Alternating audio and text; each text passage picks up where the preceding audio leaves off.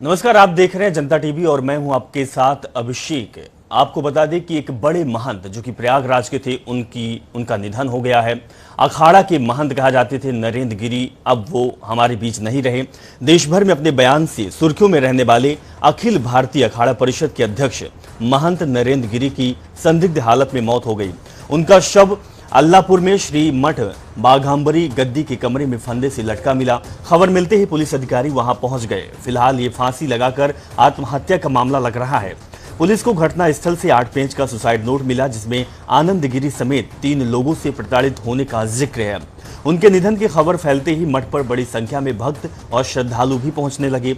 उनके निधन के समाचार से हर कोई स्तंभ रह गया। प्रधानमंत्री मोदी, उत्तर प्रदेश के मुखिया योगी आदित्यनाथ, बसपा अध्यक्ष मायावती, सपा अध्यक्ष अखिलेश यादव और कांग्रेस महासचिव प्रियंका गांधी वाड्रा समेत कई राजनीतिक दलों और संत महात्माओं ने इस दुखद घटना पर अपनी शोक संवेदनाएं व्यक्त की है।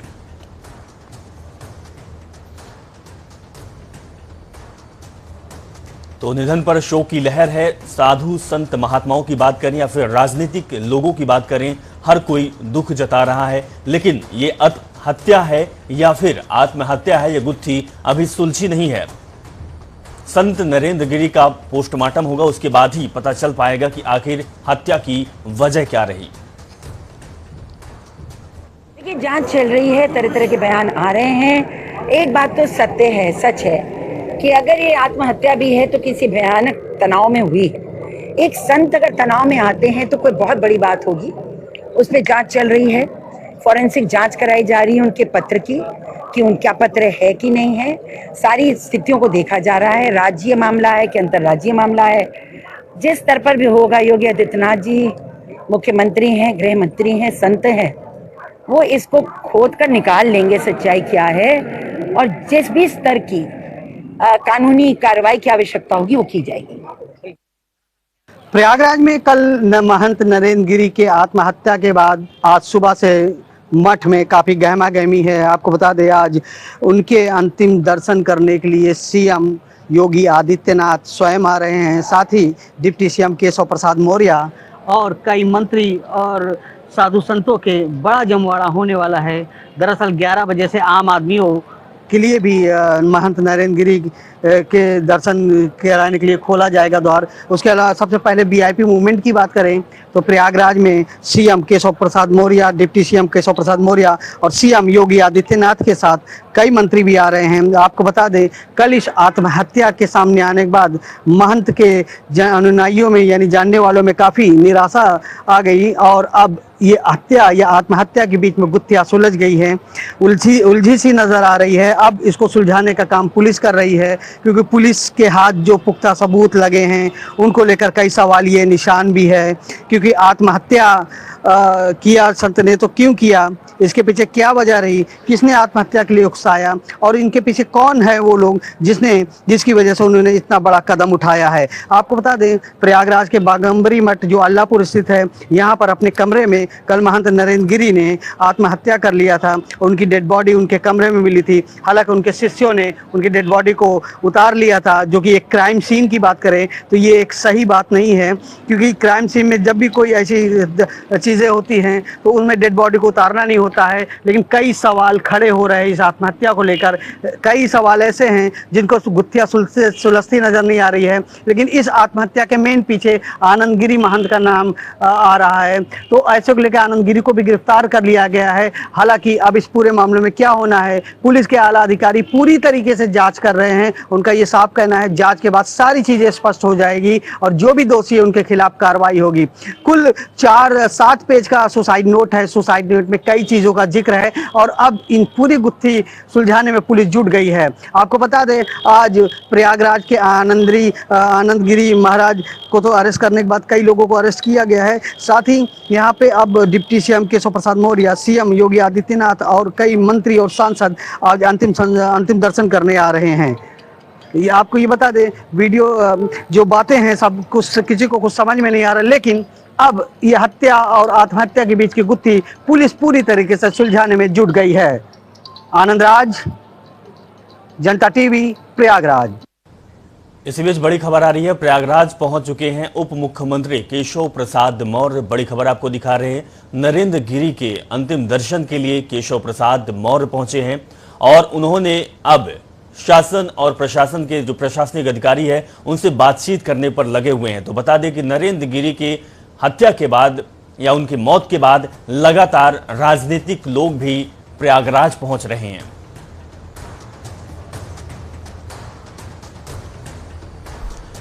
तो महंत के निधन पर मुझे बहुत दुख हुआ, इस तरीके की बात केशव प्रसाद मौर्य ने कही है।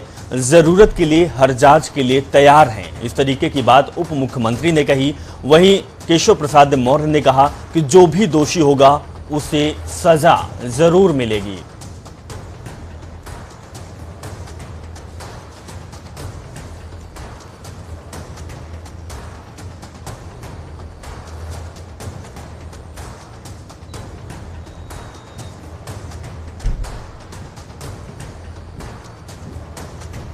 वहीं सुसाइड नोट में आनंद गिरी के जिक्र के बाद उन्हें हरिद्वार से गिरफ्तार कर लिया गया, जबकि आनंद गिरी का कहना है कि उन्हें पूरी तरह फंसाया जा रहा। वहीं दूसरी ओर अखिल भारतीय अखाड़ा परिषद के उपाध्यक्ष देवेंद्र सिंह ने नरेंद्र गिरी की मौत की जांच सीबीआई से कराने की मांग की है। उन्होंने कहा कि मामले में निष्पक्ष जांच होनी चाहिए। ये बहुत बड़ा षड्यंत्र है। हम गुरु शिष्य के बीच में कभी कोई विवाद नहीं रहा। जिन लोगों ने सीधे तौर पे गुरु जी को ब्लैकमेल करके जो पैसा कमाया, उन लोगों की साजिश है और उस साजिश के तहत उनकी हत्या हुई है। उन्हीं की हत्या में जानबूझ करके मेरे नाम का आना ये षड्यंत्र का स्पष्ट रूप है, जिसमें पुलिस के बड़े अधिकारी भी शामिल हो सकते हैं, जिसके अंदर में कुछ जो लड़के वहां के हैं वो भी इसमें शामिल हो सकते हैं। मुझे अभी कुछ भी नहीं पता है। मैं गुरु जी की राइटिंग को पहचानता हूँ। जीवन में कभी लेटर नहीं लिखा और वो जो करते थे स्वयं करते थे, सीधा करते थे। अब उन्होंने लेटर लिखा है तो पहले उनकी राइटिंग को जांचा जाएगा, फिर उसके अंदर के मंतव्य को जाना जाएगा। मुझे पूर्ण विश्वास है कि गुरुजी सुसाइड नहीं कर सकते, उनकी हत्या हुई है और जो भी लोग इसके पीछे हैं उनका बाहर आना बहुत अनिवार्य है। क्या लगता है कौन कर सकते हैं हत्या? इसमें कर सकते हैं अजय सिंह सिपाही है, जो उनके सिपाही हैं, वो कर सकते हैं। मनीष शुक्ला एक लड़का है जिसकी शादी कराई, जिसको 5 करोड़ से ऊपर का मकान गुरुजी ने दिया, वो करा सकते हैं। अभिषेक मिश्रा है जिनका 7-8 करोड़ का मकान आजमगढ़ में बनाया, वो कर सकते हैं। और साथ में कर सकते हैं शिवेक मिश्रा जिनका भी 3 करोड़ का मकान बनाया गुरुजी ने दिया है। वो लोग लगातार पैसा मांग रहे थे। लगातार पैसा मांगने के कारण जब मैंने मना किया तो उनको ये बात अच्छी नहीं लगी और बार बार पैसे की डिमांड पूरी न करने के कारण गुरुजी ने आत्महत्या की हो सकती है। वहीं नरेंद्र गिरी के शिष्य निर्भय द्विवेदी का कहना है कि आत्महत्या से पहले महंत नरेंद्र गिरी ने सुसाइड नोट लिखने के अलावा एक वीडियो भी बनाया था। ये वीडियो उन्होंने अपने मोबाइल फोन पर बनाया था। निर्भय द्विवेदी के मुताबिक इस वीडियो में महंत नरेंद्र गिरी ने विस्तार से बातें कही जो सुसाइड नोट में लिखी गई थी। ये वीडियो अभी पुलिस के पास है। सुसाइड नोट को लेकर उठ रहे सवालों पर शिष्य निर्भय द्विवेदी ने बताया कि महंत नरेंद्र गिरी बड़े बड़े अक्षरों में लिखते थे। उनकी भाषा जरूर टूटी फूटी थी लेकिन वो लिख लेते थे। उन्होंने जो सुसाइड नोट लिखा उसे लिफाफे में बंद किया था।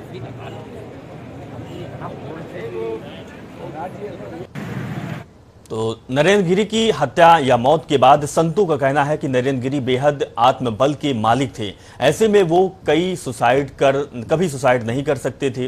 वहीं इस मामले में संदेह के घेरे में उनके शिष्य आनंद गिरी भी आ गए। महंत नरेंद्र गिरी के पुराने शिष्य योग गुरु आनंद गिरी के खिलाफ दफा 306 यानी कि आत्महत्या के लिए मजबूर करने की धारा के तहत एफआईआर और चार्ज डाउन में दर्ज की गई है। लेटे हनुमान मंदिर के व्यवस्थापक अमर गिरी की ओर से यह मुकदमा लिखा गया है। इसमें आरोप है कि आनंद की प्रताड़ना की वजह से ही महंत ने अपनी जान ले ली। हालांकि अभी पुलिस अधिकारियों का कहना है कि घटनास्थल पर कई बारीक जांच और पोस्टमार्टम रिपोर्ट से ही महंत की मौत का सही कारण सामने आएगा।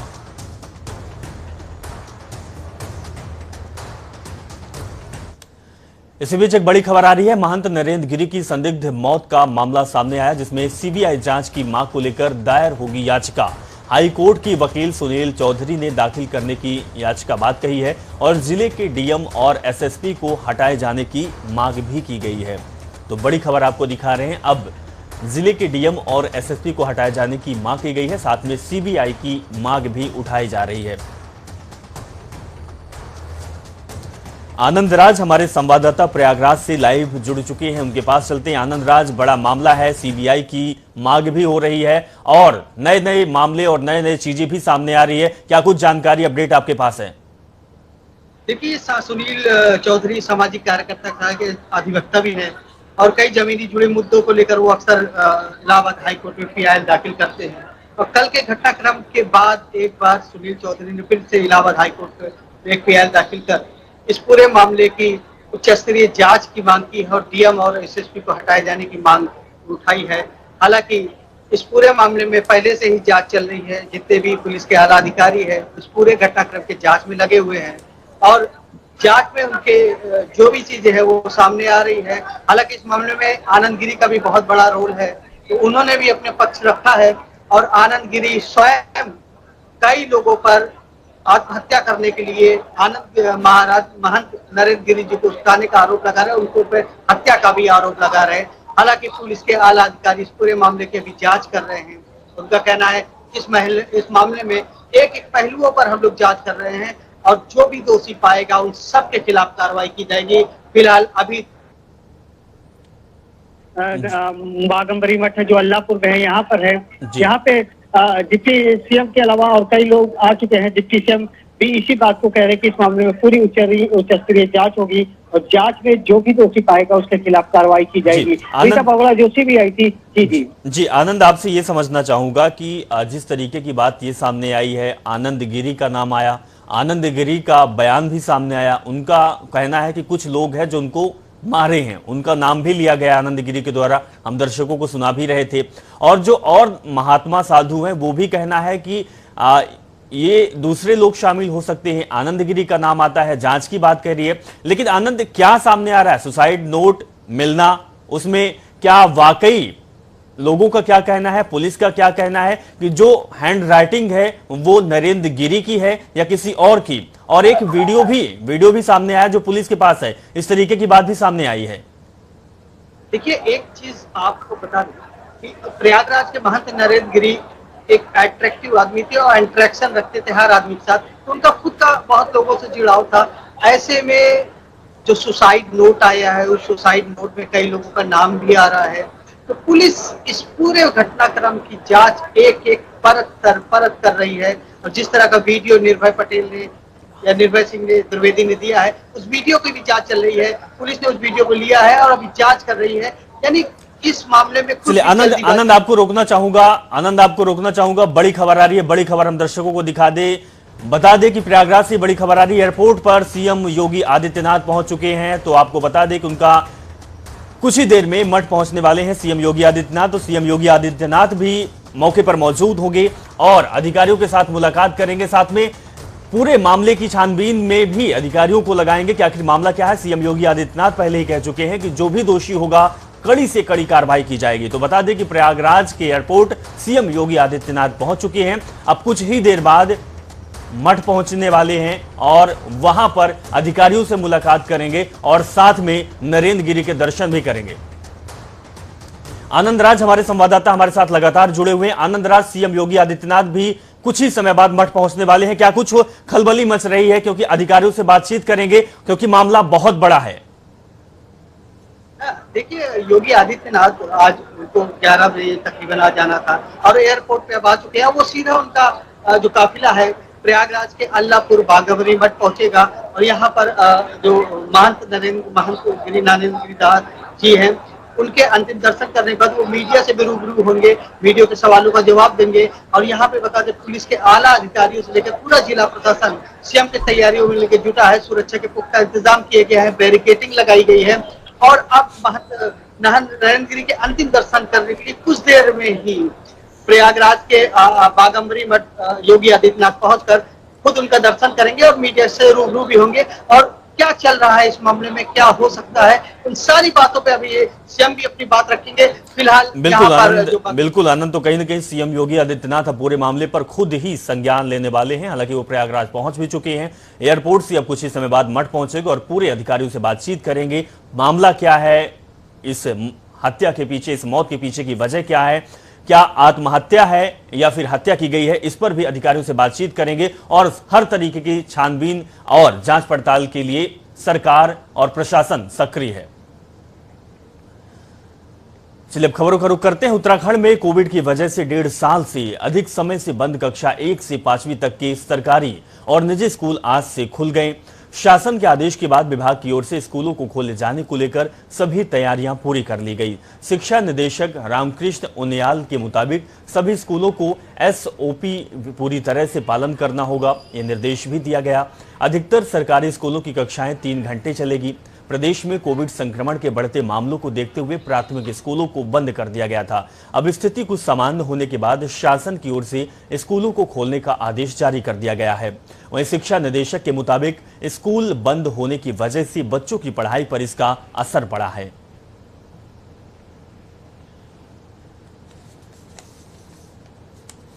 तो आपको बता दें कि कोरोना काल से लंबे समय से स्कूल कक्षाएं बंद है, जिसकी वजह से बच्चों को इसका बहुत प्रभाव पड़ रहा है। लेकिन अब कक्षाएं चालू होने वाली है, लेकिन शासन का निर्देश भी है, सरकार का निर्देश है कि जो SOP जारी की गई है उसका अनुपालन करना अनिवार्य होगा।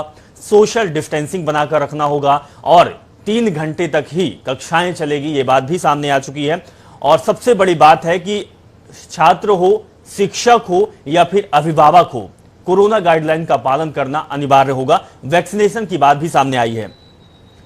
विकास हमारे संवाददाता हमारे साथ जुड़ गए हैं। विकास, अब विद्यालय खुलने जा रहे हैं, किस तरीके का प्रोटोकॉल बना हुआ है, क्या गाइडलाइन है सरकार की और किस तरीके से व्यवस्थाएं की जा चुकी हैं? बिल्कुल अभिषेक, आपको बता दें लगभग कोविड-19 के चलते 1.5 साल से जो प्राथमिक विद्यालय बंद पड़े हुए थे, लेकिन आज सरकार के आदेश के अनुसार प्रशासन ने जो स्कूल खोल दिए हैं। बात की जाए तो फिलहाल जिस जगह मैं मौजूद हूँ, हरिद्वार के ग्रामीण क्षेत्र में, यहाँ पर जो है लगभग 20% विद्यार्थी यहाँ पर पहुंचे हैं। लेकिन जो सरकार की SOP है, जो गाइडलाइन है, उसके अनुसार यहाँ पर स्कूल जो है संचालित किया जा रहा है। चाहे वो विद्यार्थी हो या फिर क्लास टीचर हो, वो भी जो है सोशल डिस्टेंसिंग के अनुसार ही बच्चों को जो है पाठ्यक्रम करा रहे हैं। हालांकि बात किया तो जो भी बच्चा पर क्लास में पहुंचे उन सभी को सोशल डिस्टेंस में साथ बिठा गया है, सभी को जो है मास्क लगाकर यहाँ पर बिठा गया है। हालांकि सरकार की जिस तरह की जो गाइडलाइन थी, जहां पर जो स्कूल में सैनिटाइजर का इस्तेमाल होना चाहिए, वो भी यहाँ पर साफ पूरी व्यवस्था प्रशासन के द्वारा की गई। हालांकि जो अध्यापक है वो भी यहाँ पर, तमाम जो अध्यापक वो यहाँ पर पहुंचे हैं और जिस तरह से जो पाठ्यक्रम यहाँ पर संचालित चला, तो जो अभिभावक है उनके जो है उनके अनुसार यहाँ पर बच्चों को स्कूल में जो पढ़ाया जा रहा है। हालांकि जिस तरह से जो है कोविड-19 लंबे समय से जो है चल रहा था, कहीं ना कहीं जो बच्चों का भविष्य उसमें भी अंधकार में जा रहा था। हालांकि लंबे समय के बाद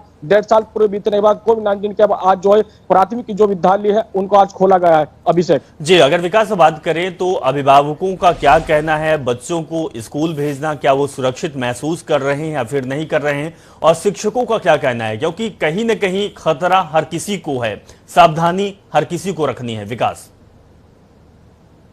बिल्कुल अभिषेक, आपको बता दें जिस तरह से जो अभिभावक की अनुमति से ही जो है बच्चों को स्कूल में बिठा जा रहा। हालांकि जो यहाँ के अध्यापक उनका साफ तौर पर यह कहना है कि बच्चों में काफी खुशी है, क्योंकि लंबे समय के बाद आज जो स्कूल खुले हैं और लगातार जो यहाँ पर टीचर हैं वो भी जो है पाठ्यक्रम करा रहे हैं। हालांकि टीचर्स का कहना है कि बच्चे जिस तरह से स्कूल में पहुंचने चाहिए था, आज पहले दिन नहीं पहुंचे। लगभग 20% ही आज विद्यार्थी यहाँ पर स्कूल में पहुंचे। लेकिन बड़ी बात यहाँ पर यह है कि जो कक्षा 1 से 5 तक के जो विद्यालय, यहीं पर ही जो है वैक्सीनेशन कराया जा रहा है। हालांकि काफी दिक्कत है जो स्कूल प्रशासन को यहाँ पर आ रही है। स्कूल प्रशासन का साफ तौर पर कहना है कि जिस तरह से यहाँ पर वैक्सीनेशन हो रहा है तो कहीं ना कहीं बच्चों को पढ़ाने में दिक्कत आ रही है। जो स्टाफ है वो भी पूरी तरह से परेशान है। हालांकि प्रशासन को जो है जिस तरह से प्राथमिक स्वास्थ्य केंद्र बनाए गए हैं या फिर पंचायती घर बनाए गए हैं, वहां पर जो वैक्सीनेशन होना चाहता, लेकिन यहाँ पर जिस तरह से भीड़ एकत्रित हो रही है तो कहीं ना कहीं बच्चों का भविष्य भी यहाँ पर जो है अंधकार में जा सकता है। तो ऐसे में टीचर का साफ तौर पर कहना है कि जो यहाँ पर वैक्सीनेशन हो रहा है वो स्वास्थ्य प्राथमिक केंद्र पे होना चाहिए, क्योंकि जो है पढ़ाने में काफी लंबे समय यहाँ पर दिक्कत आ रही है और बच्चों का भी कहीं ना कहीं यहाँ पर दिक्कत आ सकती है। बिल्कुल विकास, तो जिस तरीके से बच्चों की स्कूल खुल गई है, लेकिन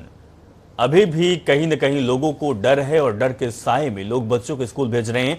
देहरादून चलते हैं, जहां हमारे संवाददाता धनंजय भी हमारे साथ जुड़े हुए। धनंजय, देहरादून का क्या हाल है? आज स्कूल खुल चुके हैं, छोटे बच्चों का, अभिभावकों का क्या कहना है, बच्चों का क्या कहना है और किस तरीके से स्कूल में तैयारी की गई है? क्या कोरोना प्रोटोकॉल का पालन किया जा रहा है? शासन और प्रशासन से क्या कुछ आदेश हैं और उसका कितना धरातल पर पालन किया जा रहा है?